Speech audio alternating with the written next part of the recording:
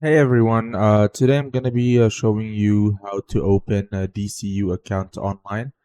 First, we need to open the DCU site from here.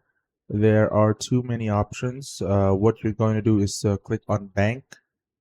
It is going to open up a window with further options. So we're going to create free checking account. It's going to take you across to this. It shows you all the features of what we are going to create. You can also find the benefit information. This is also contact information for members. However, all you need to do is come across this and click on open here.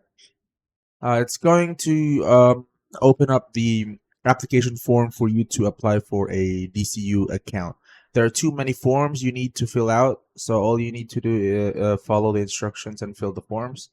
Because of my current region, I can't show you how you can fill forms. All you need to do is follow the instructions. If this helps you, give a thumbs up and like and subscribe to the channel. That's how easy it is.